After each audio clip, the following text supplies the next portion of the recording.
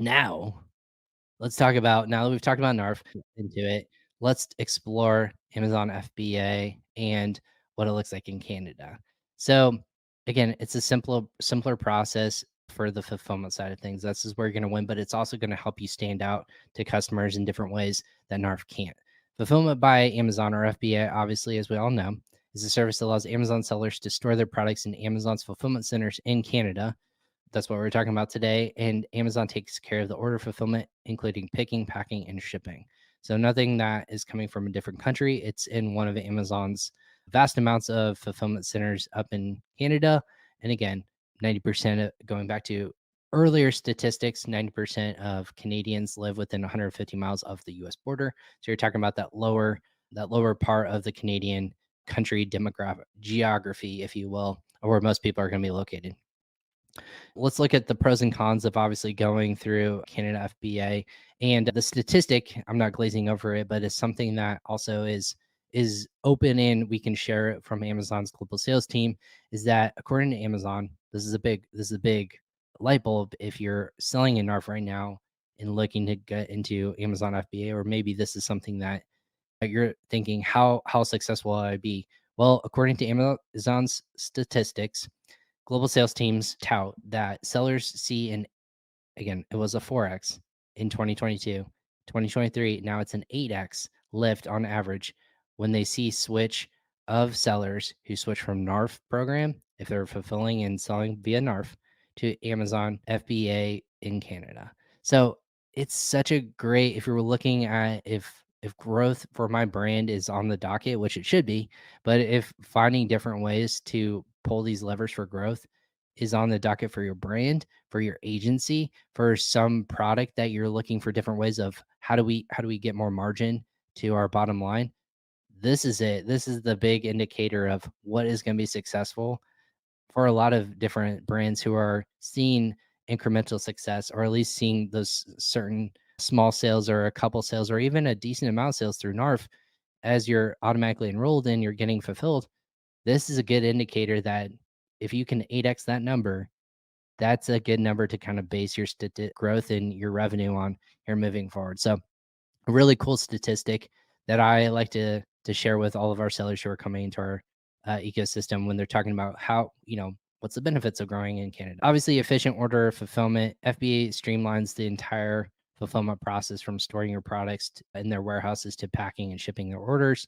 It's an easy ecosystem. You can access to all of Amazon's Prime customers.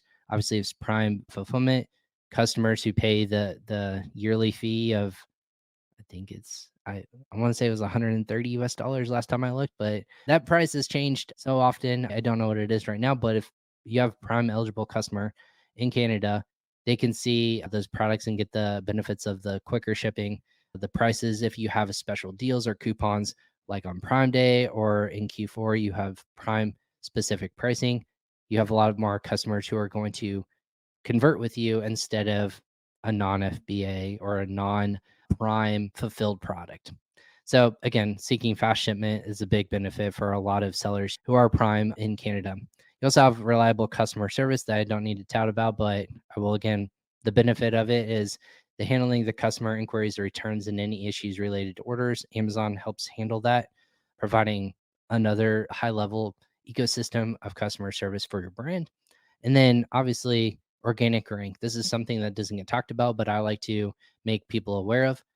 When you have your product that is regionally available to that demographic, again, you're having it fulfilled from, if you're using NARF, it's being fulfilled from the United States. If you're in Canada and it's regionally nearby, again, within 150 miles or so, or kilometers, or however you want to dictate, however close those fulfillment centers are to that customer, Amazon organically will rank those products higher on search terms because they're regionally available and they're also being fulfilled by Amazon. So again, the organic lift of your availability of your product is going to be shown across the board. So having locally is going to bring additional benefits like higher ranking without having to pay PPC cost as high. And again, that's also a benefit of going into a marketplace like Canada. You don't have the exorbitant fees and PPC that you will do in the United States. So there's an opportunity to really take ownership of your category where your customers may not be already and really thrive in that ecosystem. So think about that. That is something that we see with customers, and that Amazon rewards and their algorithm, regionally, local, regionally available products are going to be ranked higher because of that capability instead of obviously out of stock or low inventory products that aren't easily available or available quickly. So considerations obviously with using FBA, just like anything, there's pros and cons. Storage fees. Know what the storage fees are. They're different from the United States. You know that they're different countries. So the Canadian dollar and what the storage fees are. The velocity of sales could vary. You're not looking at a 1-to-1 ratio from US to US FBA versus Canada FBA. You know that there might be less sales in Canada. So you have to be aware the velocity is going to be different. So use your tools and your technologies available to you to understand how often you're going to need to fulfill products to FBA warehouses. You also have a limited control over shipping and customer experience, which is not, if you're not doing merchant fulfilled, is not a bad thing. Most sellers are engaged in FBA ecosystem, but it is a consideration to know that you don't have control over the shipping and customer ecosystem.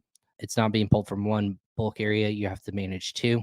Now, inventory in Canada, but also in the United States or wherever other country you might be selling in. So that's a consideration.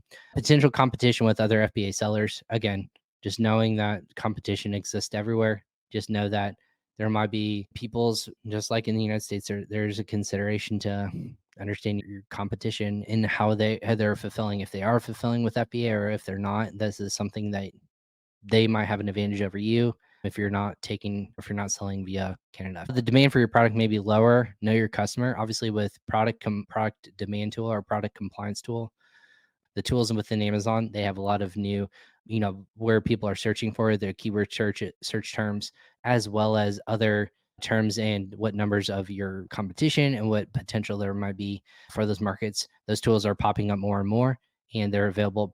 I'm blanking on the tool, and I just wrote a blog about it. So check out our blog for this new. It actually is live now. So if you go to frisbi.com/resources and you look in our blog section, it's a new tool that Amazon is releasing for sellers for free that allows you to look at your demand across different marketplaces, including the EU as well as Japan.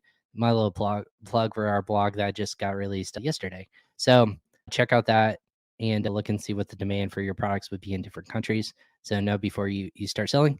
And then taxes, laws, and obligations, obviously GST and HST.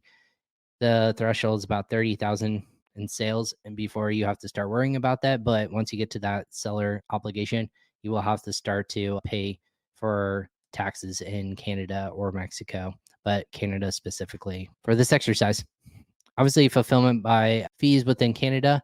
These are the numbers that I wanted people to be aware of. Obviously, $1, as alluded to earlier, equals about, as of when I posted this, $1.38 Canadian dollar, and then £5 in the United States. To kind of give a quick metric, it comes out to be 2,096 grams. So to look at a 5-pound product and what those fulfillment fees are, you're looking at here in the bottom right hand corner about $9.74 Canadian dollars. You convert that into US dollars, you take about a 38% discount on that, and that's what you're talking about in US dollars for fulfillment per product. So again, knowing your fulfillment costs in metrics, we all get to stretch our brains and use those different dynamics. If we're in the United States, it's not pounds, it's grams. If it's not dollars, it's Canadian dollars. Just know your numbers. And just like with NARF, holiday fee fulfillment fees have already been applied as of October 15th and will go until the middle of January. As of January 15th, those will go back to non-peak fulfillment price.